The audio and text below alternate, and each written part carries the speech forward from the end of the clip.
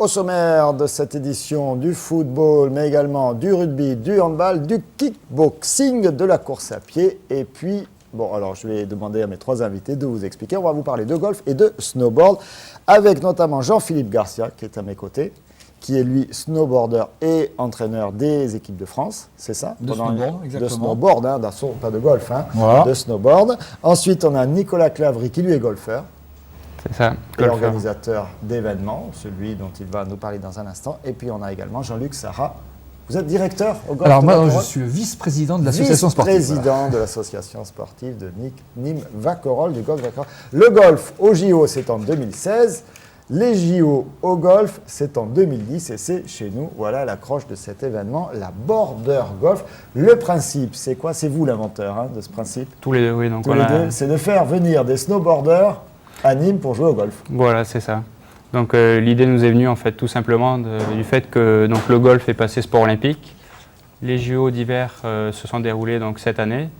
Jean-Philippe Garcia, étant entraîneur des équipes de France de snowboard, avait à cœur de faire un événement avec des snowboarders. On voulait faire une compétition de golf, donc on s'est dit pourquoi pas rallier ces deux sports, puisque les snowboarders jouent au golf également. Et vous vous êtes rencontrés sur une piste de snowboard ou sur non, parce que moi j'entame. Voilà, ce qui se passe, c'est qu'on entame une reconversion tous, ou en tout cas pour ma part une reconversion au niveau dans le milieu du golf, et on est ensemble sur l'AIMG, c'est l'Académie des métiers du golf qui se trouve à Massanes, à Montpellier. Et donc, en réfléchissant par rapport à une épreuve qu'on devait faire par rapport à notre thèse sur le... Quand vous êtes étudiant tous les deux, en voilà, fait. étudiant, exactement. Voilà. Et donc, du coup, on a dit, pourquoi pas ne pas organiser cette compétition. C'est-à-dire qu'en fait, le truc, il faut savoir que les snowboarders sont des golfeurs, la plupart. Hein.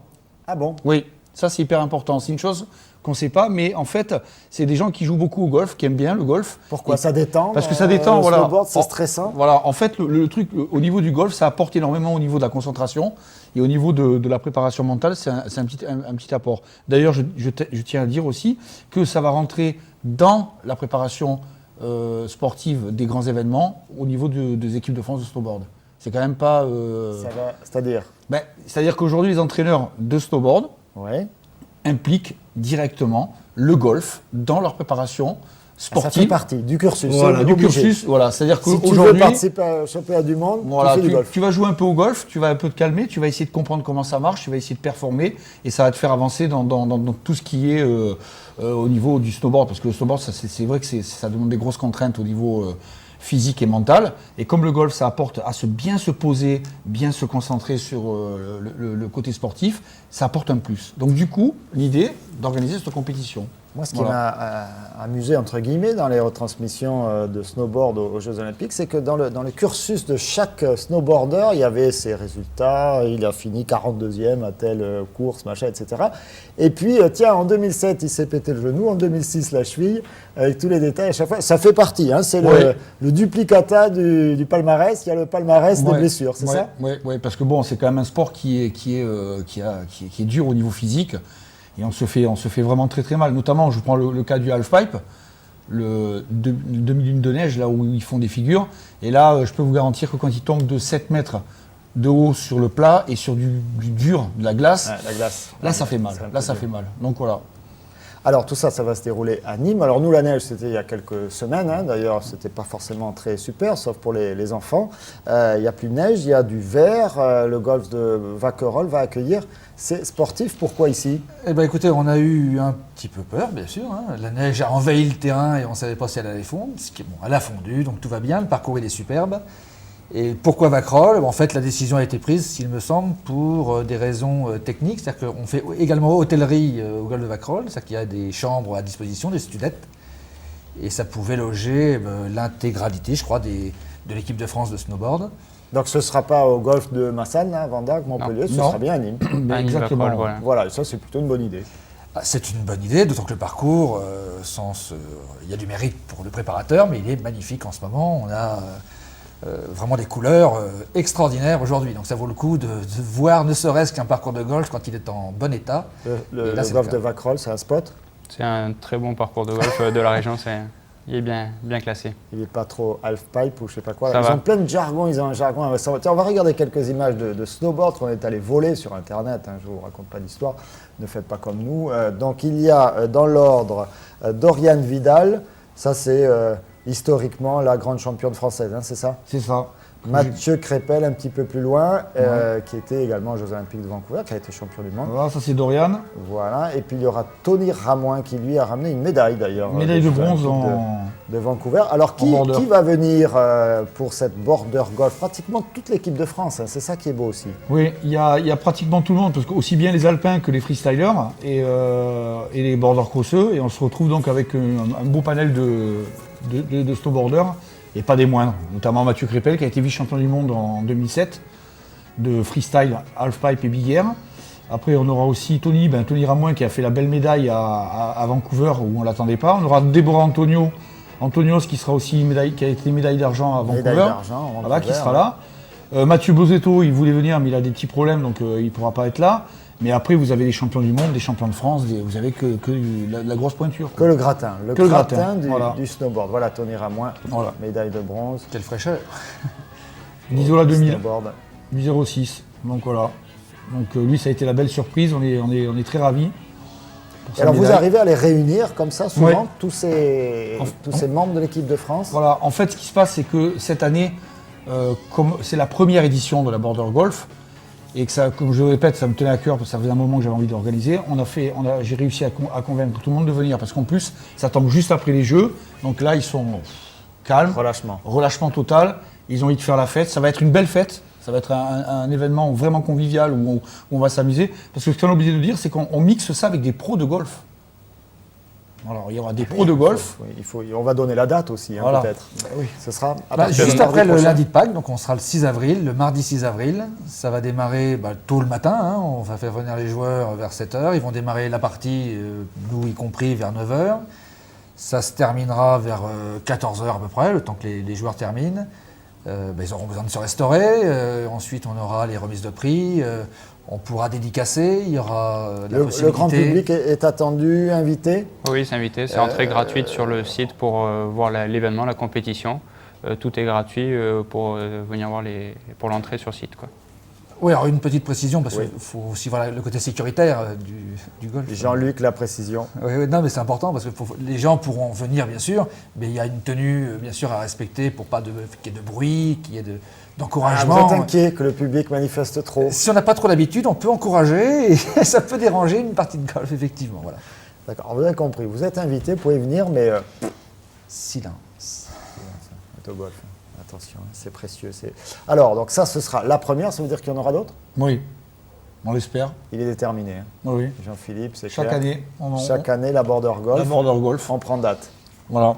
À partir de... Bon, là, cette année, on a été obligé de la faire au mois d'avril, mais l'année prochaine, je pense qu'on la fera au mois de mai, parce que c'est beaucoup plus facile pour les snowboarders, parce que là, ils finissent complètement sa saison.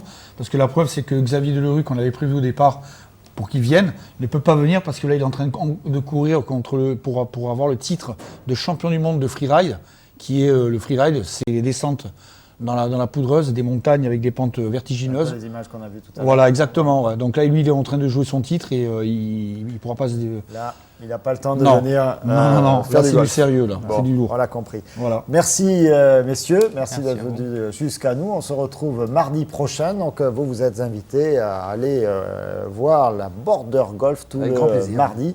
Vous allez vous régaler. Et pour faire une petite démo, vous n'avez pas mis un petit bout de glace dans un coin, non? Non. Avec les températures attendues. Avec les températures, ça va être dur, là. Il faudrait y réfléchir. Petite précision, à savoir que tous les bénéfices de cette journée seront reversés à l'association Andy Golf. C'est important. Voilà. C'est important à préciser aussi. Voilà. On voulait démarrer. Et en plus, c'est une belle opération. Merci à tous les trois d'être venus nous la présenter. On sera présent mardi prochain pour filmer des snowboarders au golf. Allez, parmi l'entraînement des snowboarders, il y a forcément, j'en suis certain également, de la course à pied. Et il y avait samedi 100 snowboarders, encore que j'en sais rien, j'ai pas vérifié. Près de 200 coureurs à Bezous pour la première ronde des Olivettes. Voilà pour une première qui s'est très très bien déroulée sous la caméra de Nicolas Pinchino et avec les commentaires de Marlène Laroche. Première édition pour la ronde des Olivettes à Bezos, un parcours de 10 km 600 à 95% dans la garrigue au milieu des oliviers. Une nouvelle course au calendrier gardois organisée par la municipalité et déjà plébiscitée par les coureurs. Les participants ont chaussé, shorts et baskets pour un parcours proche du trail. Sur un sol rocailleux et vallonné, le départ était fixé à 15h30. La ronde des Olivettes, c'était une municipalité bien avant qui avait mis ça en place, il y a une dizaine ou douzaine d'années. Et nous, la municipalité actuelle, on avons souhaité justement la remettre à l'ordre du jour. Voilà. Et ça a du succès puisqu'il y a déjà plus de 200 participants. C'est Maryse Boer, conseillère municipale déléguée au sport, qui a été chargée du gros de l'organisation. C'est un parcours en garrigue, donc 95% de garrigue. Donc apparemment les gens disent que c'est un petit trail. Donc on espère que ça leur a plu quand même. Un peu d'eau, un peu de cailloux, un peu de terre, un peu de macadam, donc impeccable quoi. Elle attend un petit peu d'aide pour l'année prochaine. J'espère l'organiser avec l'aide de peut-être une association qui m'aidera un peu pour prendre ça plus en main quoi. Je pense que ça fait un peu d'animation, c'est sympa pour le village. Un bon entraînement pour certains et pour les compétitions à venir, c'est le cas du gagnant du club d'Alès. Ouais, c'est un parcours un peu exigeant. En fait, c'était une grosse séance d'entraînement en préparation pour les championnats de France de 10 km le 18 avril là, à Vitry. Donc vu que je suis au club d'Alès, c'était surtout pour finir ma préparation, parce que je ne suis pas sûr encore de faire partir de l'équipe puisqu'on va mettre que les meilleurs sur l'équipe. Pour essayer de battre la Légion étrangère d'Aubagne cette année. On n'a pas pu les battre en cross, donc on va essayer sur le 10 km. Donc voilà, on s'entraîne dur. C'était un beau parcours. Avec des parties de 3 km où j'accélérais dur sur 3 km, après j'ai récupéré un peu et puis j'ai fait diviser le parcours en 3 x 3 km et après le reste j'ai fini normalement. Je suis parti avec mon collègue Abdou et puis après la course on s'est décanté parce que j'avais besoin d'accélérer vraiment et puis je suis parti dans les bosses et puis voilà quoi. Ouais. Il y a le championnat et puis après il y aura Anduze, c'est une course que je garde au programme depuis des années. Donc là c'est la 20e édition, je voudrais la gagner, c'est à la Pentecôte et après cet été ce sera des compétitions sur la piste un peu quoi. Du 1500 au 3000, un peu de 5000. Voilà. C'était le vainqueur de cette première course pédestre à Bezous. Le deuxième à avoir franchi la ligne d'arrivée, Abdelak Bendaya, suivi de Fadil Saber. Côté femmes, la championne du jour, Laouaria Bedioun d'Alès, suivie de Maréchaux Pérez de Vauvert. Et on rappelle les noms des vainqueurs. Gilles Mans pour les garçons et Laouaria Bedioun chez les femmes. Et puis quelques résultats encore avec le volleyball. Et les Nîmoises qui étaient à l'extérieur, qui sont allées l'emporter. Ça va s'afficher à Canet. Au Canet, on dit c'est le Canet, cette commune dans les Alpes-Maritimes. Les Nîmoises qui sont toujours solidement installées à la 2e place. Et les Nîmoises qui pourraient y rester, on cherche le classement. Il va arriver, qui pourrait y rester jusqu'à la fin de la saison. Le prochain match, ce sera la réception de Moggio que vous retrouvez à la 6e place. Voilà, si vous descendez la colonne. Donc les Nîmoises qui ont fait décidément pour des promus une excellente saison. Ce sera le 11 avril le prochain match. D'autres résultats avec le basket et les filles qui étaient également en déplacement à Carqueiranne, décidément sur la côte. Là il s'agit de l'avant-dernière journée. Elles sont 7e les Nîmoises et elles iront à Toulouse qui est un petit peu devant elles. Pour la dernière journée, essayez peut-être de regrimper dans la première partie du classement. Voilà, encore une très très belle saison des Nîmoises du DCPN. Allez, on va marquer une première courte pause et on se retrouve tout de suite après pour parler notamment de kickboxing. A tout de suite.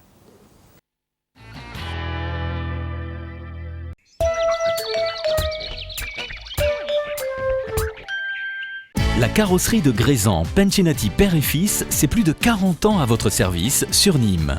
Des rayures, des chocs, des bris de glace, la carrosserie de Grézan est agréée toute marque pour toutes vos réparations.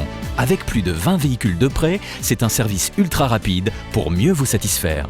La carrosserie de Grézan, c'est sur le périphérique à Nîmes, boulevard Salvador Allende, direction Avignon. Un pépin de carrosserie ou de bris de glace, c'est à la carrosserie de Grézan que tout se répare. Les Indiennes de Nîmes Mistral, la marque authentique de la Camargue. Vêtements déco tradition, venez découvrir les nouvelles collections en magasin ou sur le site internet www.lesindiennesdenîmes.fr. Chemise, blouson, veste, jupe, pantalon, à chacun son style. Les Indiennes de Nîmes Mistral, ce sont 7 boutiques et une marque au cœur de la Camargue.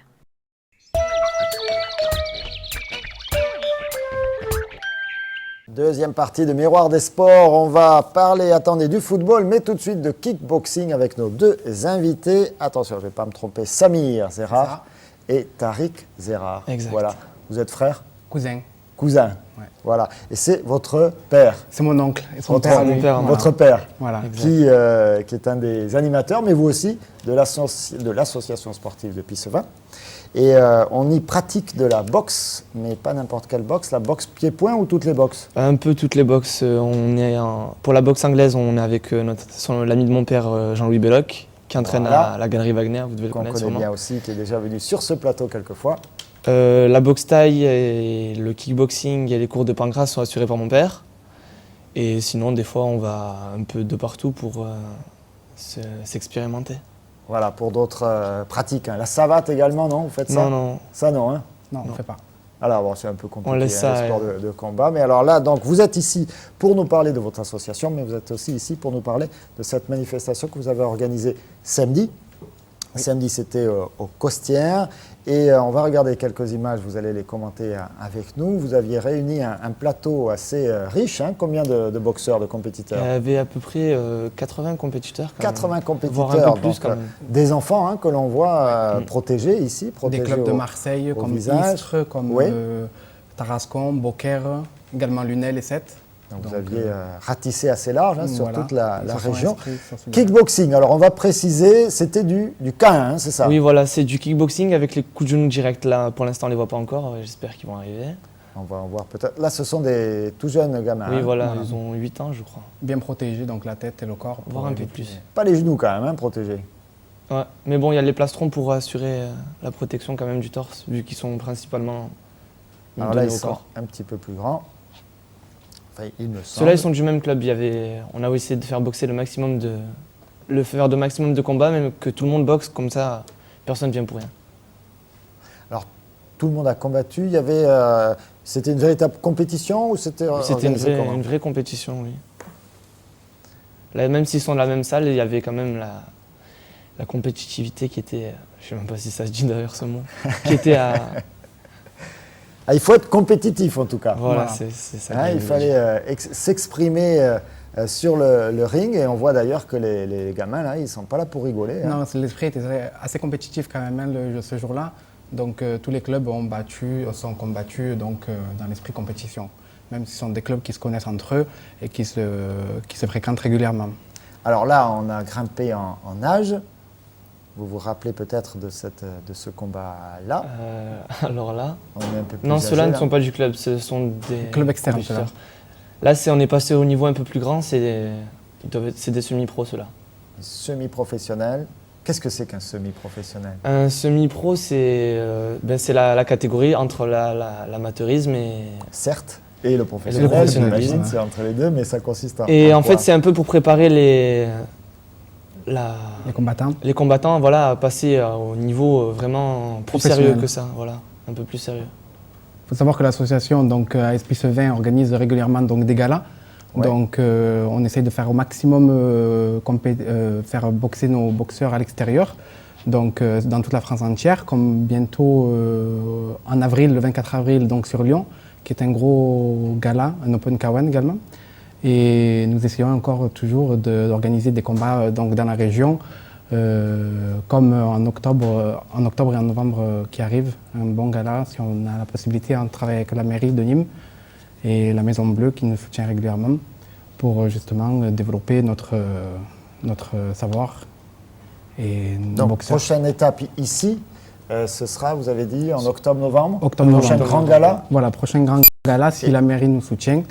Et si nos partenaires suivent, on assurera donc un gala en octobre-novembre. Bien sûr, et sinon, donc, parmi ces compétiteurs, certains préparaient un championnat à Lyon, c'est ça? Oui, enfin moi je combattrai, voilà, c'est l'information que j'ai eue. Le 24 avril à Lyon, au Fight Zone de Foix-d'Esbirey.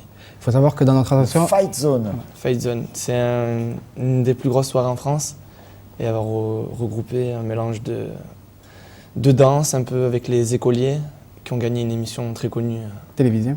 D'accord. Il n'y a pas longtemps et... Sur une chaîne concurrente exact. Que l'on ne citera pas, parce qu'on ne la connaît pas, non? C'est quoi? Ils ont gagné à M6 hein, ils ont gagné Incroyable Talent. Incroyable Talent, formidable ça. Et alors, il y aura beaucoup pas boxer, eux? Comment? Ils vont pas boxer. Non, ils vont, hein, ils vont présenter leur show. J'essaie de comprendre, parce que tout à l'heure, on avait des snowboarders qui faisaient du golf. Alors, maintenant, il y a des pourquoi danseurs. pas des kickboxers qui font de la danse? Non, ça fait partie du show, mais... Après, on aura un invité rugby, je ne sais pas ce qu'il va faire, lui.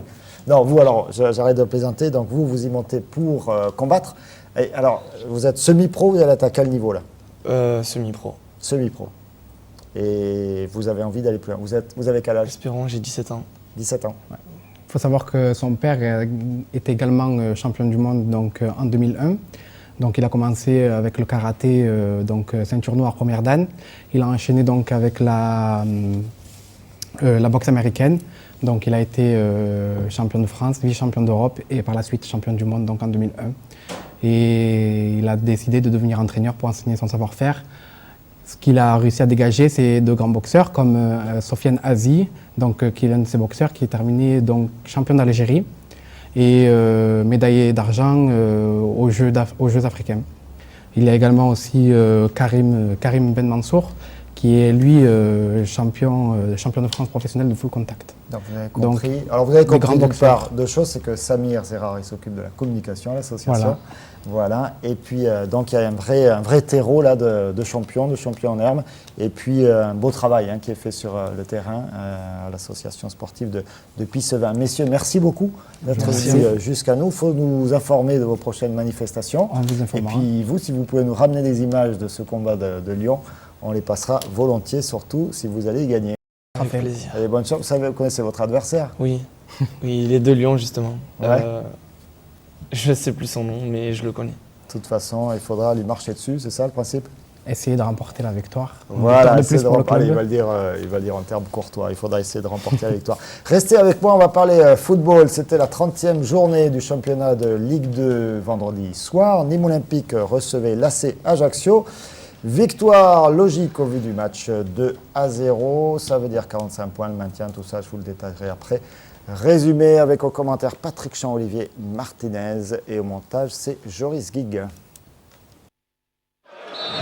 Allez, c'est parti pour ce match de Ligue 2 entre les Nîmois et les Ajacciens, venus avec une trentaine de supporters pour essayer de faire un bon résultat ce soir en terre nîmoise. Et c'est récupéré par Zarabi qui a essayé une longue chevauchée. Là, il est passé Zarabi en deux temps. Zarabisso. Avec Sadio So, bien joué, il laisse passer. Ils sont bien en jambes les Nîmois. La bonne combinaison, la frontalité, le but. Oh là là, quelle action. Oh là là là là. Superbe frappe de Boli. Donc la frappe passe légèrement à côté du but défendu par Thierry Debest. Voilà, c'était bien été que vous avez vu, on l'a vu à deux fois. Faire sa tête presque trop facile. Et moi j'ai repris Yannick Boli. Vous l'aurez signalé. But hors jeu. Ah, signalé hors jeu. Si il y a certainement l'arbitre avait signalé ce hors jeu, mais l'action était bien menée. Ouh là là, attention. Alors là, il y a un contre. Attention, ils sont 5 pour 4. On est en infériorité numérique sur cette affaire avec Douin. Douin qui s'arrête, il est tout seul, il peut marquer. Oh, l'arrêt de Pudebois. Il a tergiversé. Heureusement que Nicolas Pudebois est bien resté sur ses appuis. Personne ne bouge, il n'y a qu'un appel de Stozic. Tout le monde est arrêté. Oh, bien joué ça. Bien joué. Ah oui. Oh, bon ballon. Oh, jeu d'action.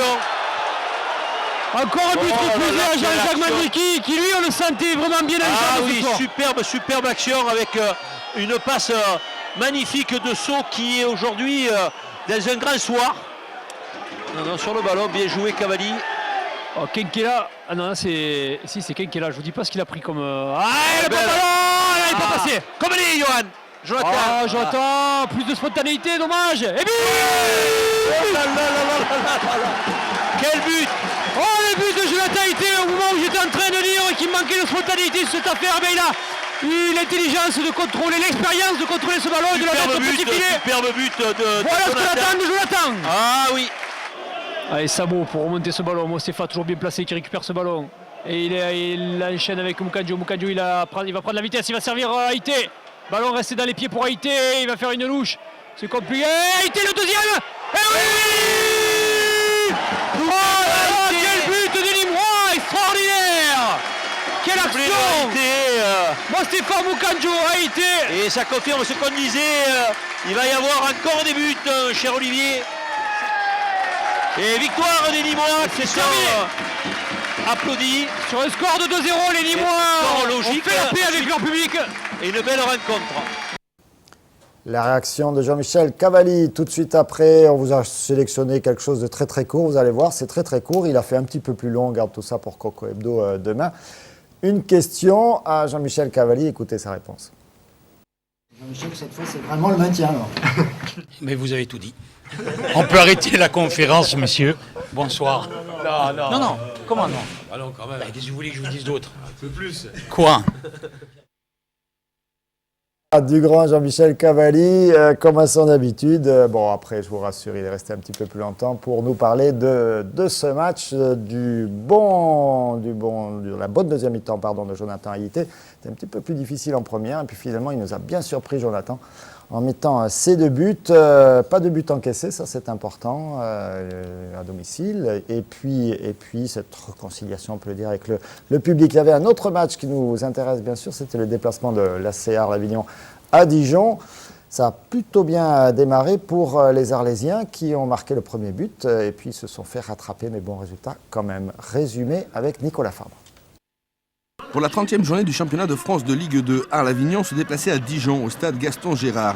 La chouette dijonnaise, elle, reste sur une bonne série à l'extérieur, mais n'arrive pas à engranger des points à la maison, sans compter l'infirmerie qui est pleine côté dijonnais. Et la grande absence de ce soir, c'est Éric Carrière. Malgré la pluie, quelques fidèles étaient présents. À la grande surprise, ce sont des Arlésiens qui ont monopolisé le ballon en première mi-temps. Les hommes de Michel Estevan ont dominé le milieu de terrain sans pouvoir ouvrir le score.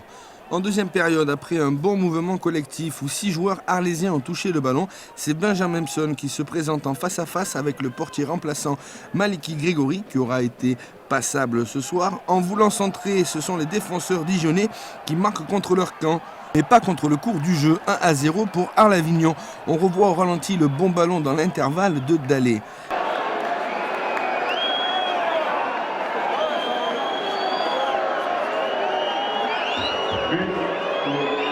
Et puis sur un long ballon renvoyé par les Dijonnais et la seule erreur arlésienne car l'arbitre aurait pu siffler une faute, Kitambala marque le but de ligation dijonnaise.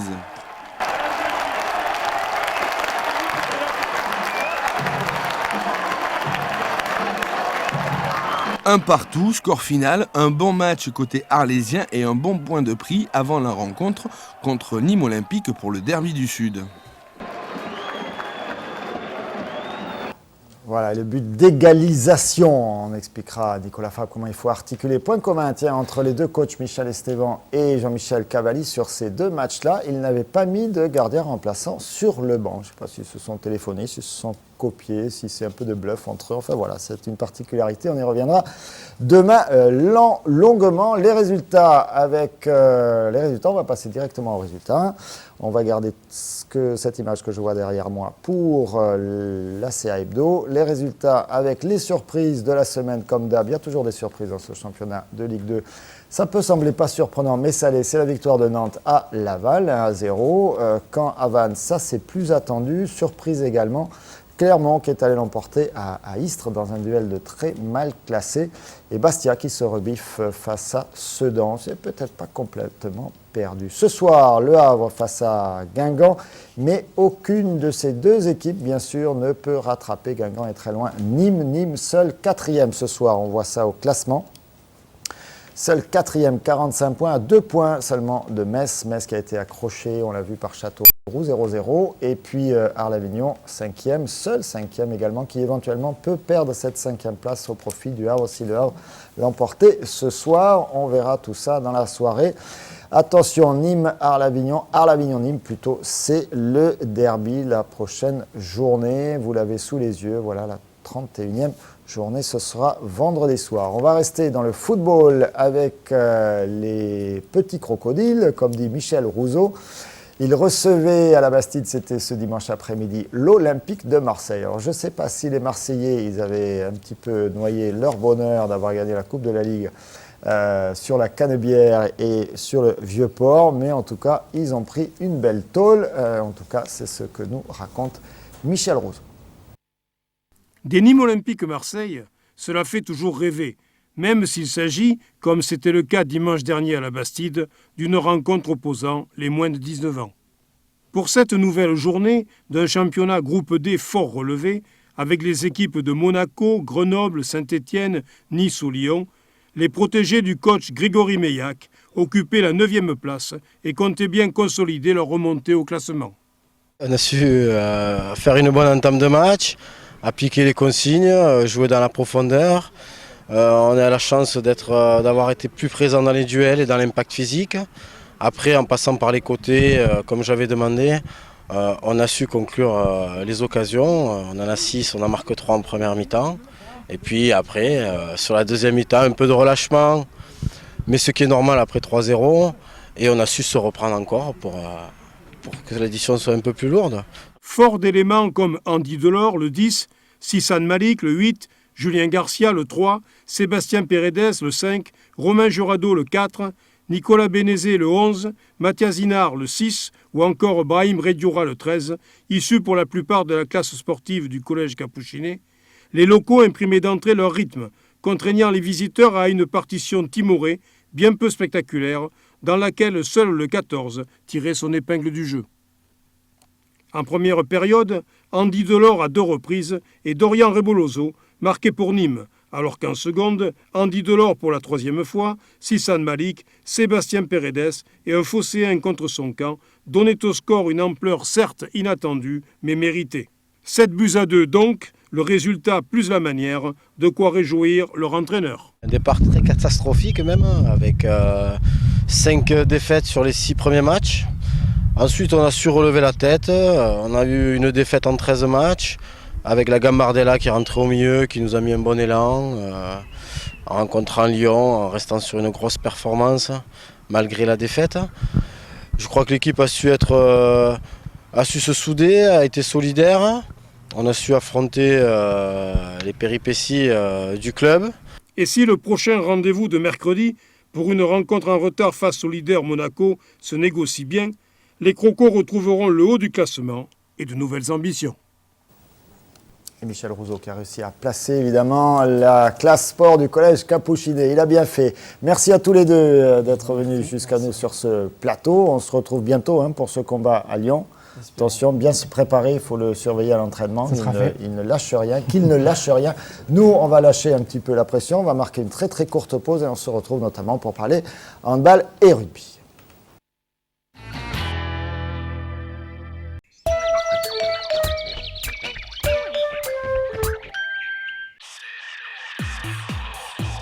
Côté homme, côté femme, masculin direct, 25 boulevard Sergent-Trière à Nîmes. Profitez d'une remise de 10% les jeudis 19 et vendredi 20 mars autour de la nouvelle collection Printemps-été 2009. Masculin direct, ouvert tous les jours, du lundi après-midi au jeudi 19h, vendredi et samedi, non-stop de 10h à 19h. On attend quelqu'un ? Oui, la livraison des courses. Alors, je me connecte sur intermarché.com, je donne mon code postal, je parcours tranquillement les rayons, je commande. Ensuite, je choisis le moment de ma livraison et là, il n'y a plus de rupture de la chaîne du froid. Eh bien, je vais chez Intermarché Nîmes-Vacrolles, mais par Internet. Et pour payer ?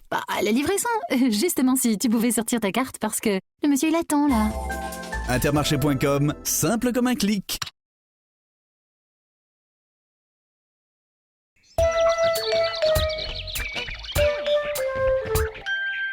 Miroir des sports, dernière partie avec du handball et du rugby. Notre invité Rémi Chex, bonsoir. Bonsoir.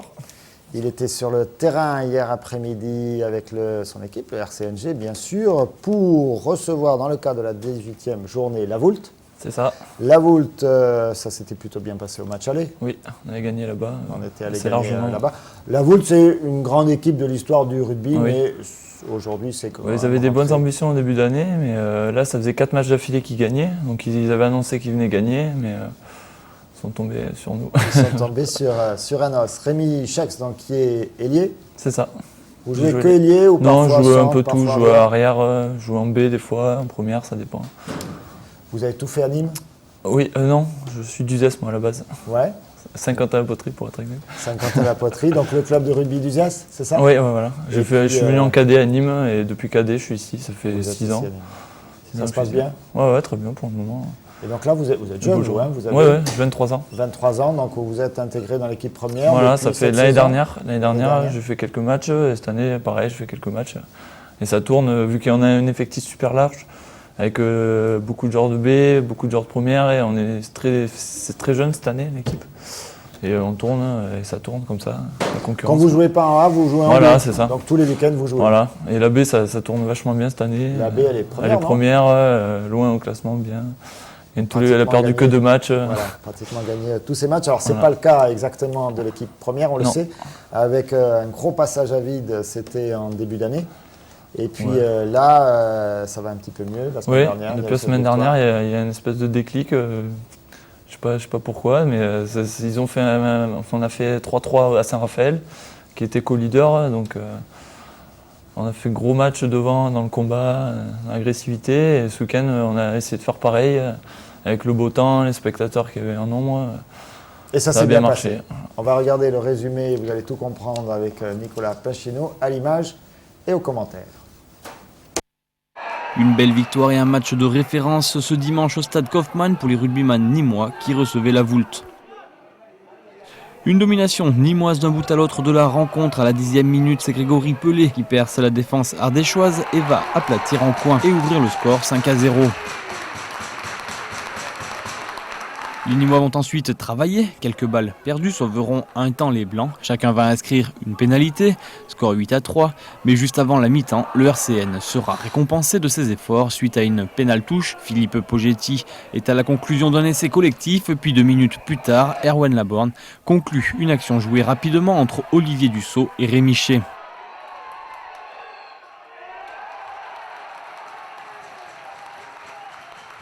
La mi-temps est sifflée sur le score de 20-3 en faveur des Nîmois.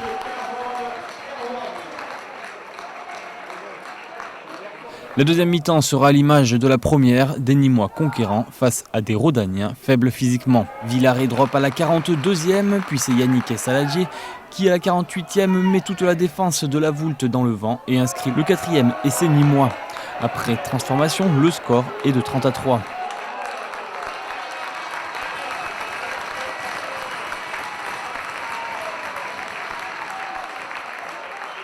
Pour le panache, David Capel trouvera une 5e fois le chemin de l'embut et, vendant le dos, la transformation est plus facile. Score 37-3. La Voulte sauvera l'honneur à la dernière seconde, ce qui n'effacera pas de sitôt cette cuisante défaite et permet à Nîmes de confirmer cette bonne partie de saison. Score final 37-8. C'est une victoire qui fait du bien, on a pris ce match sérieusement, ça fait 2-3 week-ends où on est bien, il fallait confirmer aujourd'hui, voilà, on l'a fait, je pense qu'on a fait un match plein, quoi. En conquête on a été très bien, ensuite on a aussi répondu présent en défense, on a été bien organisé, on est allé chercher, on les a tombés, à part cet essai à la fin qu'on prend sur un ballon porté, mais bon, sur l'ensemble du match c'est vraiment satisfaisant, c'est un peu notre match de référence cette année. L'objectif est accompli puisqu'on a marqué l'essai de bonus. Et voilà, ça va nous permettre de travailler encore dans la sérénité pour aller à Sifour le week-end prochain. Sifour, un match de retard pour les Nîmois qui, en cas de victoire, s'assurerait la 3e place et serait dans un bon état d'esprit pour finir ces matchs de poule avant d'attaquer les phases finales. Voilà, les phases finales qui sont l'objectif des Nîmois. On sait que la première place, on va voir avec les résultats de classement, est inaccessible. Pratiquement, très dur.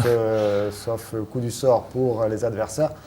Donc il faut aller chercher au moins les phases finales. Et puis qui sait, même si l'année dernière ça n'avait pas du tout marché lors de ces phases finales, on ne sait jamais. Alors les équipes à suivre, c'est Carf, c'est ça, Saint-Raphaël. Et il y a également Grasse qui est premier. Voilà, donc Grasse qui est allé l'emporter à Carqueiranne. Et Carf qui l'emporte largement face à Sifour. Sifour, c'est intéressant, ce sont les derniers. Et c'est l'équipe avec ce match en retard contre laquelle vous allez jouer dimanche prochain. Le classement, c'est Nîmes qui est 3e, donc qui a retrouvé avec de l'espace cette 3e place qu'il avait abandonné un temps au profit de hier, Carqueiranne. Carf est peut-être accessible, mais quoi qu'il en soit, la 3e place est qualificative pour les phases finales. Oui. Votre objectif, c'est celui-là, ce sera difficile d'aller chercher. C'est la montée, de toute façon. L'objectif, c'est la montée. Oui, même là, ça va passer. C'est compliqué, il y a quand même 3 c'est sur un match. C'est sur un match. À chaque fois, oui. Il faut passer les 8e, les quarts, les demi. Il faut aller en demi minimum pour monter. Enfin, c'est un peu compliqué après, même moi je suis un peu perdu dans le règlement. On vous fera une émission spéciale, chaque année on va faire une émission spéciale voilà. pour comprendre le règlement de ce championnat de fédéral en rugby. Donc il faudra gagner 2 matchs, peut-être 3, voilà, on vérifiera. Aller au moins demi et là c'est sûr qu'on est qualifié. Mais bon, faut y aller quoi, faut gagner 3 matchs d'affilée. On peut le faire, hein, mais bon après c'est... Alors là, le parcours, ce sera Sifour. On va juste repasser le classement une fois pour donner donc les prochains matchs. Donc il y a un prochain match, ce sera face à Sifour dimanche. Sifour, c'est dans le Var et c'est dernier actuellement. Et le match suivant, ce sera à la maison. Non, ce sera à Montélimar, pardon. Montélimar, c'est un souvenir cuisant. Montélimar qui est 7e. Et là aussi, il faudra aller chercher une victoire là-bas. Ils étaient venus gagner d'un petit point dans les arrêts de jeu. Vous étiez sur le terrain? Non, j'étais blessé. Donc vous étiez blessé, mais vous aviez eu la chaleur de la gifle aussi. Hein. Oui, c'est sûr que ça marque. 2 défaites, en plus 2 fois, on avait perdu 2 fois d'affilée à la maison. Donc c'est vrai qu'on n'était pas au top cette période. Période difficile, la fin d'année 2009, ça va beaucoup mieux pour le RCNG. Merci Rémi Chaix d'être venu jusqu'à nous. Merci de ce parcours que vous faites. Faites-nous rêver jusqu'au bout. Pourquoi pas la remontée en Fédéral 1. C'est tout ce que l'on se souhaite. Avec du handball, et là aussi, décidément, ça a été plutôt bien pour les couleurs locales pendant tout ce week-end de sport, puisque en handball, l'USAM est allé l'emporter à Toulouse. On va vous passer rapidement les résultats et le classement. La 18e journée. Les USAMistes qui étaient relégables et qui du coup ne le sont plus. On cherche les images, voilà, avec des résultats assez classiques. Istres a enchaîné même face à Dunkerque. Je cherche les autres équipes qui intéressent. Nîmes, celle du bas du tableau. Dijon l'a emporté face à Nantes. Créteil a perdu face à Chambéry. C'est logique, mais du coup c'est Créteil qui reste derrière. Et Aurillac l'a emporté à Cesson. Attention, Aurillac, prochain adversaire des Nîmois. Nîmes donc qui remonte un tout petit peu à la 12e place, avec 11 petits points. C'est pas beaucoup, 1 point de Dijon, 2 points de Cesson. Le prochain match c'est face à Aurillac. Aurillac qui est 9e. Voilà, il va falloir serrer les fesses jusqu'au bout. Ce sera le 3 avril, samedi 3 avril au Parnasse. On enchaîne avec la division 2 féminine et Bouillargues qui retrouve également des couleurs, qui n'en finit plus de retrouver des couleurs. C'était samedi soir face à Plan de Cuc. Il fallait gagner. Chose faite, Nicolas Pinchine. Samedi soir, les murs du gymnase municipal de Bouillargues ont tremblé. Les locales recevaient Plan de Cuc dans un match décisif pour le maintien. Les Bouillarguaises vont très vite prendre le match en main à l'image de Kafilou Goumis et compter jusqu'à 5 buts d'avance. Plan de Cuc ne se laisse pas faire pour autant, se rapproche au score, mais les filles de Marc Villeberger ne cèdent pas. La rencontre prend des allures de derby. À la pause, Bouillargues mène 14-10. Et de retour sur le terrain, c'est Plan de Cuc qui met la pression. Elles reviennent à 2 buts, du coup la défense bouillargaise se renforce autour de Marie Kagandjian qui arrête des tirs décisifs et mène un penalty. Le match est très engagé, il faudra beaucoup de sang-froid à la paire arbitrale pour contenir les joueuses et le public survolté. À 1 minute 30 de la fin du match, Plan de Cuc revient de nouveau à 2 buts, mais après 2 actions de Manon Loumoa et Marie Crébassa, ce soir-là, c'est clair, les bouillargaises ne voulaient pas perdre. Score final 27-23 pour une fin de championnat qui sera à la vie et à la mort jusqu'au dernier match. C'est mon ancien club et j'avais la rage et voilà quoi. Le match aller, ça s'est pas très bien passé, donc là j'ai tout donné et je me suis fait trop plaisir. Il n'y a pas le choix. Franchement, si on fait ça, tous les matchs qui nous restent, on passe large et j'espère trop. Voilà. On s'est quand même mis dans une situation depuis le début de la saison où on est en situation de survie. J'avais parlé un petit peu aux filles des matchs que j'avais vus, le dernier match de l'USAM à domicile où j'avais trouvé que l'USAM ne ressemblait pas à une équipe en survie et je trouvais que l'USAM nous ressemblait. Visiblement hier soir les gars de l'USAM ont fait le travail très bien, donc je suis content pour eux, pour leur coach et pour tout le club. Et nous, c'était un petit peu l'exemple à suivre, c'est-à-dire que ceux qui vont survivre, c'est ceux qui vont se battre. On n'est pas sauvés. Plan de Cuc, s'ils nous battaient, ils savaient qu'ils étaient quasiment maintenus. Nous, par contre, on va être à la lutte jusqu'au bout. À la lutte jusqu'au bout, on regarde rapidement les résultats de cette deuxième division féminine de handball avec, regardez ici les Moulineaux qui déroulent Ici, les Moulineaux, elles sont premières, c'est le prochain adversaire des Bouillarguaises. 42-24 également pour Bègle face à Vesoul. On a fait de gros écarts dans ce championnat. Et puis, au classement, les Bouillarguaises, attention, sont toujours relégables. Ce sont les 4 dernières qui descendent. À partir de Noisy-le-Grand, on descend. Mais c'est très serré. Il faudra peut-être aller chercher des points. Je ne vois pas comment elles peuvent y arriver face à ici les Moulineaux. 57 points, voilà, pour Bouillargues. Ce sera le 10 avril, ce déplacement. Et puis, il y aura encore des matchs à la maison. Allez, on enchaîne avec toute autre chose. Michel Gravier était dans les Cévennes ce dimanche pour y filmer du trial. On ne vous en passe pas souvent également, du trial sur Télémiroir. Ben, écoutez, chose faite, trial des Garrigues à Moressargues, c'est au-dessus de Saint-Génias-de-Malguarès. C'est un championnat de ligue de trial avec une catégorie, et ça lui a fait plaisir, moto ancienne. Traditionnellement organisé à Pousse et Cabrières, le motosport nîmois a délocalisé son épreuve de trial des Garrigues. Ce dimanche 28 mars, c'est à Moressargues qu'elle s'est déroulée. 80 concurrents pour cette épreuve de championnat de ligue de trial, avec 31 concurrents en catégorie moto ancienne.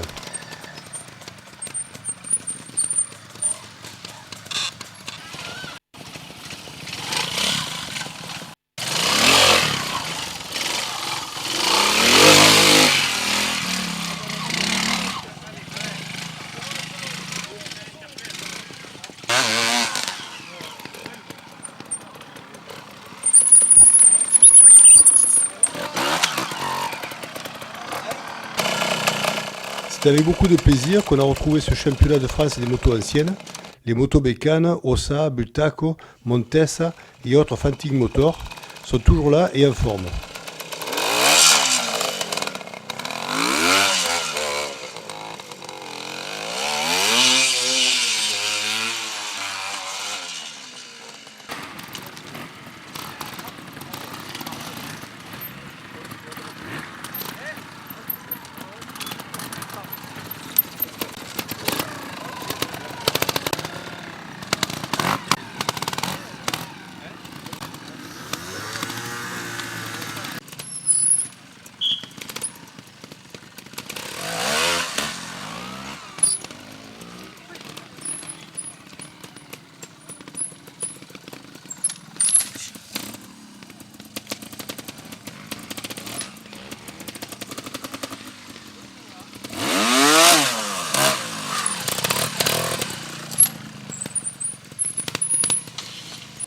Parmi les nombreuses organisations du motosport nîmois, on retrouvera en juin à Nîmes le départ de l'Ultimate Rally et en fin de saison, la finale du championnat de ligue de motocross sur le terrain de Sommières. Prochaine date en région, le week-end prochain, en vitesse, le championnat Superbike à Lédenon. Rémi Chax a noté toutes les dates, mais vous c'est plutôt surf, hein? Ouais, un peu plus. Plutôt surf l'été, puis l'hiver, enfin l'automne, ça, c'est rugby à fond 100%. Merci d'être venu jusqu'à nous. Merci à vous tous d'avoir suivi cette nouvelle édition de Miroir des Sports. Dans un instant, c'est le journal, mais d'abord, on va s'intéresser à la météo. À tout de suite.